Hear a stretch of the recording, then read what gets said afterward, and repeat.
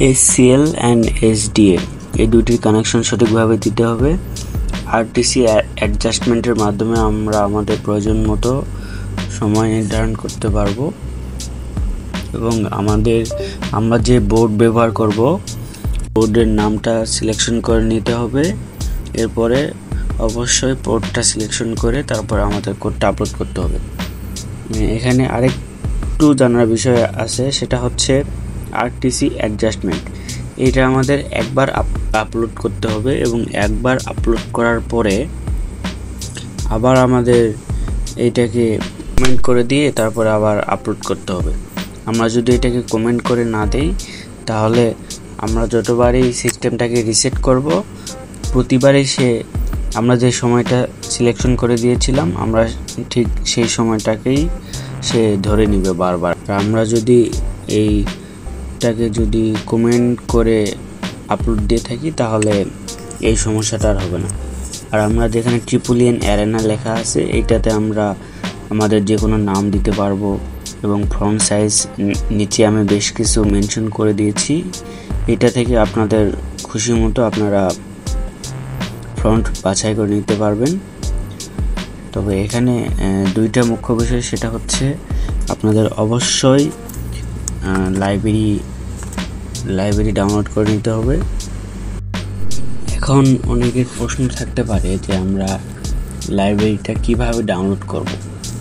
আমরা প্রথমে Arduino IDE এই সফটওয়্যারটি ওপেন করব। ওপেন করার পরেই আমরা বোর্ড ম্যানেজার নামের একটি অপশন পাবো। এই অপশনটিতে যাব। এই অপশনটিতে গিয়ে লেখা থাকবে ফিল্টার ইওর সার্চ। এই জায়গাতে আমরা আমাদের প্রয়োজন অনুযায়ী লাইব্রেরিটি সার্চ করব এবং লাইব্রেরিটি পেয়ে যাব। এবং এই জায়গাতে যেসব লাইব্রেরি ইউজ করা হয়েছে ইনক্লুড write.h এর নিচে যে 3টি লাইব্রেরি ব্যবহার করা হয়েছে এই 3টি লাইব্রেরি আপনারা সার্চ দিয়ে ইনস্টল করে নেবেন। এবং অনেকের এটা ইনস্টল করাই থাকে বাই ডিফল্ট, যদি না থাকে এটা ইনস্টল করে নেবেন। এটা যদি ইনস্টল করা না থাকে তাহলে আপনাদের এরর আসবে, এটা সঠিকভাবে কোড আপলোড হবে না। এখন এরপরে আরেকটা বিষয়, সেটা হচ্ছে পূর্বেই বললাম, সেটা হচ্ছে RTC অ্যাডজাস্টমেন্ট। এই RTC অ্যাডজাস্টমেন্টের বিষয়টা হচ্ছে আমরা যখন একবার কোড আপলোড করব এটাকে ওই একটা লাইন কমেন্ট করে দিয়ে আমাদের আবার আপলোড করতে হবে। এটা যদি কমেন্ট না করে দিই তাহলে আমাদের সময়টা বারবার চেঞ্জ হতে থাকবে। আর একবার কমেন্ট করে দিয়ে আপলোড করে দিলে সময়টা আর চেঞ্জ হবে না। এখন আরেকটা বিষয়, সেটা হচ্ছে ট্রিপলিয়ান অ্যারেনা যেখানে লেখা আছে এইগুলোতে তো যে কোনো নাম দেওয়া যাবে। এবং SCL SDA এই দুইটা পিন অবশ্যই প্রতিটা বোর্ডের বাই ডিফল্ট কিছু পিন নাম্বার আছে। ওই পিন নাম্বারগুলো আমি আমার ডিসক্রিপশন বক্সে মেনশন করে দেবো।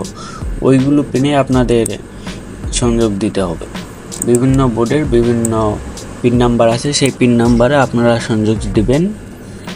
সংযোগ দেওয়ার পরে VCC যে জায়গায় আছে ওই জায়গাতে 3.3 ভোল্ট কিংবা 5 ভোল্ট দিবেন, আর গ্রাউন্ডের জায়গাতে গ্রাউন্ড দিবেন। এই টোটাল 4টা পিনের কানেকশন। এই 4টা পিনের কানেকশন দিয়ে আমি যে কোডটি দিয়েছি এই কোডটি সব বোর্ডের জন্যই থাকবে কোড। আপনারা শুধু এই 4টি পিনের কানেকশন দেবেন। কানেকশন দিয়ে কোডটি আপলোড করলেই আপনাদের প্রজেক্টটি রান করবে আর কি। আর এটা অনেক সময় কোড আপলোড নাও হতে পারে, এটার মূল কারণ হচ্ছে এই লাইব্রেরি। আপনারা অবশ্যই লাইব্রেরিটা ইনস্টল দিয়ে নেবেন, তাহলে আশা করি আর সমস্যা হওয়ার কথা না। আর যদি কোনো সমস্যা থেকে থাকে তাহলে অবশ্যই আমাকে মেইল করতে পারেন কিংবা টেলিগ্রামে অবশ্যই জানাতে পারেন।